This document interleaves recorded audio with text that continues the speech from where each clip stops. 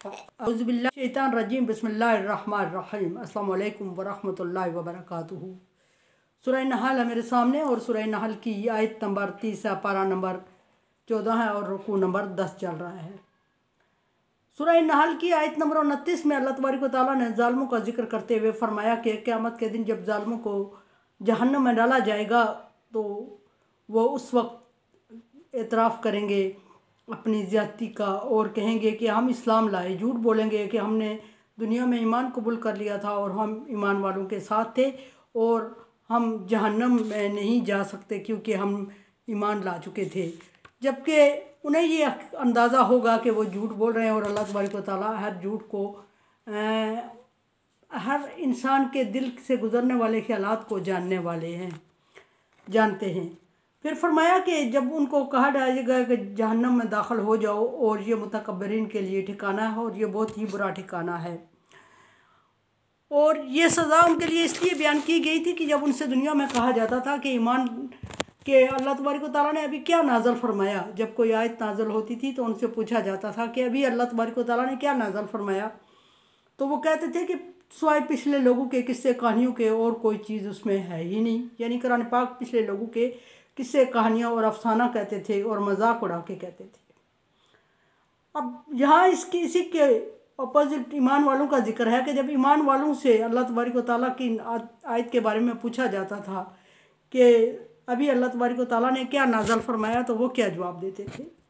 क़ील लिल्लज़ीना अत्तक़ू, जब परहेज़गारों से पूछा जाता है, जब परहेज़गारों से कहा गया माज़ा अनज़ल रब्बुकुम, तुम्हारे रब ने इस बारे में क्या हुक्म नाज़िल फरमाया है, किस तरह का हुक्म है, अल्लाह तबारक व तआला ने क्या फरमाया, तो कालू वो कहेंगे खैरन, बहुत अच्छा और बहुत अच्छे से अच्छा नाज़िल होता जा रहा है और सब अच्छा हो रहा है और सब कुछ खूबसूरत और सबसे अच्छा और दिल में उतर जाने वाला और काबिल अमल चीज़ें नाज़िल हो रही हैं।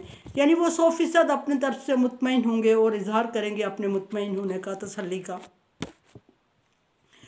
लिल्लज़ीना अहसनू फ़ी हाज़ी दुनिया हसना, वो लोग जो दुनिया में अच्छाई करते हैं उनके लिए अल्लाह तबारक व तआला ने भी अच्छा ठिकाना तैयार कर रखा है।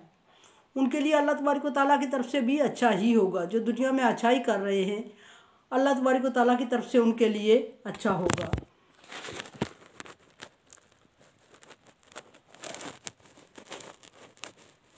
और अल्लाह तबारक व तआला ने जो ईमान लाने वाले हैं उनके लिए दुनिया में अच्छा कुछ नाज़िल फरमाया, अच्छाई दी और आखिरत में भी अच्छाई दी। और सबसे बड़ी अच्छाई दुनिया में अगर देखी जाए तो दिल का सुकून होता है। जिन लोगों ने अल्लाह तबारक व तआला की तरफ से अल्लाह तबारक व तआला की तरफ से दिल लगा लिए, उनके लिए दुनिया में बहुत पुरसुकून ज़िंदगी गुज़रने का अल्लाह तबारक व तआला ने उनको एक इनाम दिया कि वो कितने भी मुश्किल में हों, माल दौलत ना हो और ज़िंदगी के दिन मुश्किल से कट रहे हों, लेकिन उनको एक आखिरत की याद की वजह से और आखिरत के खौफ की वजह से और आखिरत पर ईमान की वजह से उनको एक तसल्ली और सुकून होता है। इंसान जब इंतहाई मुश्किल से दो चार होता है और वो मुश्किल बर्दाश्त कर रहा होता है और उसको इस उम्मीद पर कर रहा होता है कि आखिरत में इसका अजर पाएगा और अल्लाह तबारक व तआला इसके बदले में आखिरत को उसको बहुत अच्छा इनाम देंगे। अगर इंसान को जज़ा और सज़ा की उम्मीद ना हो तो फिर वो दुनिया में कोई अच्छा काम कभी इंसान करे ही ना, और कभी कोई इंसान अच्छा काम ना करे और बुरा ही करता रहे और किसी बुरे को भी वो करके खौफज़दा ना हो। और अच्छे और बुरे का दारमदार आखिरत के ईमान पर है। जब इंसान बहुत मुश्किल से गुज़रता है और उसको आखिरत की उम्मीद ना हो कि इसका बदला आखिरत में मिलेगा और आखिरत में अल्लाह तबारक व तआला अजर देगा मुश्किलात बर्दाश्त करने वाले को, तो बुरे से गुज़रने वाला मुश्किल से गुज़रने वाला खुदकुशी, हर मुश्किल से गुज़रने वाला खुदकुशी कर दे और हर मुश्किल से गुज़रने वाला मुश्किल से मुश्किल तर में होता जाए। लेकिन अल्लाह तबारक व तआला फरमाते हैं कि जो आखिरत की उम्मीद, जो आखिरत पर ईमान रखते हैं वो आखिरत से मायूस नहीं होते। और अल्लाह तबारक व तआला ने वाज़े तौर पे हुक्म दे दिया, ला तक़नतू मिन रहमतिल्लाह। ये बज़ाहिर है कि आम लोग इसको एक आयत समझ के पढ़ लेते हैं, लेकिन एक बहुत बड़ा दलासा है, बहुत बड़ा सहारा है, बहुत बड़ी तसल्ली है। अगर ये आयत मुश्किल वक्त में याद ना आए तो बहुत सारे ऐसे जो कि बहुत बड़े अकीदे वाले और बहुत परहेजगार लोग भी रास्ते मुतनफ़र हो जाएं। फरमाया कि लिल्लज़ीना अहसनु फ़ी दुनिया फ़ी हाज़िही दुनिया हसना, वो लोग जो दुनिया में अच्छाई करते हैं उनके लिए अच्छाई होगी। और सबसे बड़ी अच्छाई दुनिया में, जो सबसे बड़ी नेकी और सबसे बड़ी अच्छाई है, वो अल्लाह तबारक व तआला के बुलावे को कबूल करना और नबी सल्लल्लाहु अलैहि वसल्लम की इत्तबा करना है। सबसे बड़ी नेकी और सबसे बड़ी अच्छाई है। फरमाया कि वल दारुल आखिरा खैरुन, और जो आखिरत का घर होगा वो नेकों के लिए इससे भी, दुनिया से भी कहीं ज़्यादा हो अच्छा और ख़ूबसूरत होगा। दुनिया में फिर मुश्किलात है और मुश्किलात इस उम्मीद पर काटी जाती हैं कि आखिरत में अल्लाह तबारक व तआला इसका अजर देगा। और अगर आखिरत की उम्मीद है तो मुश्किल कटने में मुश्किल नहीं लगती और टाइम नहीं लगता और बहुत दुश्वारी नहीं होती। अगर आखिरत की उम्मीद भी ना हो और इंसान मुश्किल में हो तो वो क्या कर सकता है? या फिर वो अपने आप को ख़त्म कर दे और जो आखिरत में अजाब का मुस्तहिक हो, और क्या करे समझ ना आए उसको, कोई उम्मीद ही ना हो तो फिर क्या करे। लेकिन ये है कि दुनिया की मुश्किलात है, आखिरत की उम्मीद है और उस भरोसे पर गुज़र जाती है आखिरत अच्छी, दुनिया अच्छी गुज़र जाती है, गुज़र ही जाती है उम्मीद पे। फरमाया कि दुनिया में तो उनके लिए अच्छा है ही है। मैंने बताया कि सबसे अच्छाई दुनिया में दिल का सुकून है। ईमान वालों को अल्लाह तबारक व तआला सुकून की दौलत अता फरमाते हैं, जिस दौलत और सुकून और उम्मीद की, इन दोनों दौलत के तफ़ैल वो दुनिया की सबसे बड़ी मुश्किलात को आसानी से अबूर कर लेता है। वलद दारुल आखिरा खैरुन, और जो आखिरत का घर है वो इस दुनिया की सुकून से और दुनिया के घरों से कहीं ज़्यादा अच्छा है। अब इसका दो मतलब लिए जाते हैं कि दुनिया में जिन लोगों को मोमिन है और उनको अच्छाई मिलती है और अच्छा सिला होता है, अच्छी ज़िंदगी होती है, अच्छा स्टेटस होता है, वो खुश होते हैं। और ईमान के वजह से होती है या अल्लाह तबारक व तआला की मेहरबानी से होती है, ईमान की बरकत से होती है, अल्लाह तबारक व तआला की मेहरबानी से होती है, वो खूबसूरत ज़िंदगी पर मुतमईन होते हैं। तो अल्लाह तबारक व तआला फरमा रहे हैं कि ये तुम्हारे लिए यही खूबसूरत ज़िंदगी इतनी ही नहीं है, बल्कि जो आखिरत में तुम्हें दी जाएगी वो इससे कहीं ज़्यादा अच्छी होगी। दूसरी तरफ ये है कि जो कुफ़ार की, जो मुनकरीन और मुशरिकीन, जो अल्लाह तबारक व तआला को ना मानने वाले, रसूलों का इनकार करने वाले, उनकी दुनिया की ज़िंदगी ईमान वालों की निस्बत कुछ ज़्यादा आसूदा और खुशहाल होती है। और मोमिनों को हुक्म दिया जा रहा होता है इसलिए कि मोमिन उनकी ज़िंदगी को देख के ललचा रहे होते हैं और एक तरफ उनके दिल में वहम और ख्याल आ रहे होते हैं कि हम अल्लाह पर ईमान भी लाए, नबियों को भी माना। जिस तरह के मूसा अलैहिस्सलाम की कौम ने मूसा अलैहिस्सलाम के मानने वालों ने मूसा अलैहिस्सलाम से पूछा कि मूसा, हम तुझ पे ईमान भी ले आए और मुश्किलात भी बर्दाश्त कर रहे हैं, और इन लोगों ने किसी को माना भी नहीं, ना अल्लाह को ना पैगम्बरों को, और ये आसानियों में है, इसका क्या मतलब?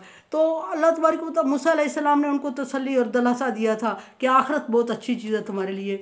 यहाँ भी अल्लाह तबारक व तआला फरमा रहे हैं कि अब जो मोमिन दुनिया की मुश्किलात से घबरा जाते हैं और कुफ़ार की दौलत की रेल पेल और उनको खुशहाली और आसूदगी देख के अपने आप से या अल्लाह तबारक व तआला से शिकवा कर बैठते हैं और कहते हैं कि हम ईमान भी लाए, हम दुनिया में अल्लाह की खातिर मुश्किलात भी बर्दाश्त कर रहे हैं अल्लाह ताला के हुक्म के मुताबिक, और ये लोग ईमान भी नहीं लाए, अल्लाह तबारक व तआला का इनकार कर रहे हैं, पैगम्बरों का इनकार कर रहे हैं, इसके बावजूद अल्लाह तबारक व तआला इनको दुनिया में खुशहाल ज़िंदगी दिए हुए हैं और ये हम पर फ़ख्र करते हैं और अपने स्टेटस को एंजॉय करते हैं और हमें शर्मिंदा करने की कोशिश करते हैं।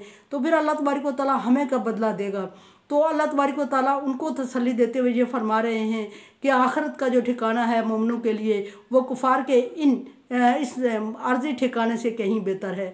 एक तो वो बहुत ज़्यादा खुशहाली और आसूदगी होगी इसलिए कि वो एक के बदले में 700 से भी बढ़ा के अल्लाह तबारक व तआला ने देने का वादा किया है, और कुफ़ार और मुशरिकीन जो दुनिया में ज़िंदगी एंजॉय कर रहे हैं उनका एक के बदले में एक ही उनको अजर मिल रहा है, जितना उन्होंने किया उसी का अल्लाह तबारक व तआला अजर दे रहे हैं, लेकिन मोमिनों को आखिरत में मिलेगा और एक के बदले में कम अज़ कम 10 और ज़्यादा से ज़्यादा अल्लाह तबारक व तआला ने 700 गुना से भी बढ़ाने का वादा फरमाया है। वो डिपेंड करता है अल्लाह तबारक व तआला की रहमत पर या इंसान की नीयत पर, वो खुशू और खुजू पर।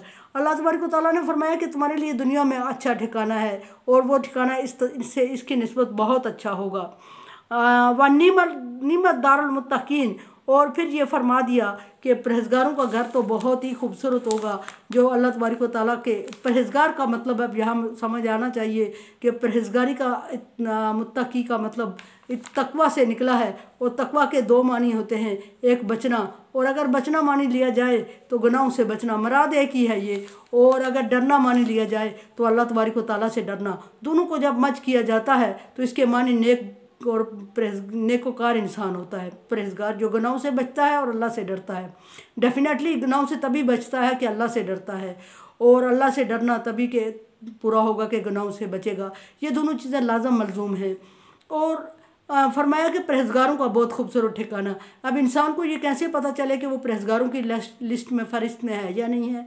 तो अल्लाह तबारक व तआला ने उनको परहेज़गारों की लिस्ट और फ़हरिस्त में दाखिल होने के लिए जो सिफ़ात अल्लाह तबारक व तआला ने सूरह बकरा के शुरू में बयान फरमा दी, वो हर इंसान वक्तन फ़क्तन अपना मुहासबा करे और ये देखे कि सूरह बकरा के शुरू में अल्लाह तबारक व तआला ने जो नेककारों की, परहेज़गारों की सिफ़ात बयान की हैं, क्वालिटीज़ बयान की हैं, क्या उसके अंदर वो पाई जाती हैं या नहीं पाई जाती। और वो ये हैं कि नंबर 1 कि वो गायब पर ईमान रखते हैं। गायब पर ईमान रखने का मतलब यह है कि अल्लाह को बगैर देखे मानते हैं, और क़यामत को बगैर देखे, आखिरत की ज़िंदगी को बगैर देखे उसको मानते, उस पर ईमान लाते हैं।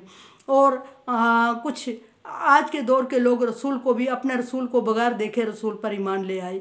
और ये भी परहेज़गार की दूसरी निशानी ये है कि नमाज की पाबंदी करते हैं। और अगली ये कि जो अल्लाह तबारक व तआला ने रिज़्क़ हलाल दिया उनको, या उन्होंने मेहनत से हासिल किया अल्लाह के बताए हुए अहकामात के ताबे होके, और उसमें से ख़ुद भी अपने ऊपर भी खर्च करते हैं और अल्लाह की राह में अल्लाह के बंदों पर भी, अल्लाह की मखलूक पर भी खर्च करते हैं। और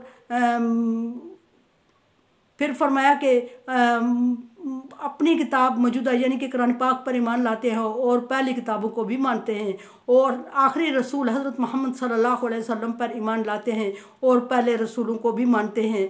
और पहली किताबों को मानने का थोड़ा सा एक डिटेल पाई जाती है कि जो मौजूदा सूरत में मौजूद हैं उनके जो अहकामात कुरान पाक से सहम है वो अल्लाह तबारक व तआला की तरफ से नाज़िल करदा है, और जो अल्लाह कुरान पाक से सहम नहीं है उनको नहीं मानते, उन पर ईमान नहीं लाते। लेकिन मानना ये होता है, ईमान लाना ये होता है कि वो अल्लाह तबारक व तआला की तरफ से नाज़िल करदा थी, नाज़िल करदा है।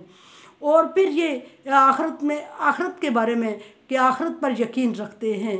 नेकोकारों की ये क्वालिटीज़ अल्लाह तबारक व तआला ने परहेज़गारों की बता दी। और फिर अल्लाह तबारक व तआला ने उनके लिए रिज़ल्ट भी अनाउंस फरमा दिया कि उनके लिए रिज़ल्ट होगा कि वो अगर इन क्वालिटीज़ पर पूरे उतरे हैं तो वो पास हो गए, कामयाब हो गए। कामयाब हो गए तो उनको डिग्री मिल गई, और डिग्री क्या मिल गई? मुत्तकी और परहेज़गार की डिग्री मिल गई। और फिर उनके लिए अल्लाह तबारक व तआला ने इनाम रखा, जो उसके लिए फरमाया कि हुमुल मुफलिहून, वो कामयाब हो जाएंगे। कामयाब हो जाएंगे तो मतलब ये कि हमारी दुनिया की छोटी मोटी कामयाबी मुराद नहीं है। अल्लाह तबारक व तआला के अल्फाज हैं जिनका हम तसव्वुर में और या समझ में नहीं ला सकते कि कामयाबी अल्लाह के यहाँ कितना बड़ा दर्जा है और कितने बड़े दर्जे से नवाजेगा अल्लाह तबारक व तआला कामयाब लोगों को, मुत्तकी लोगों को। मेरे चैनल को आप सब्सक्राइब कर रहे हैं, नहीं कर रहे हैं, thank you so much. Request कर रही हूँ कि मेरे चैनल को सब्सक्राइब करें और शेयर करें और सदका जारिया में मेरा साथ तावन करें। अल्लाह हाफिज़।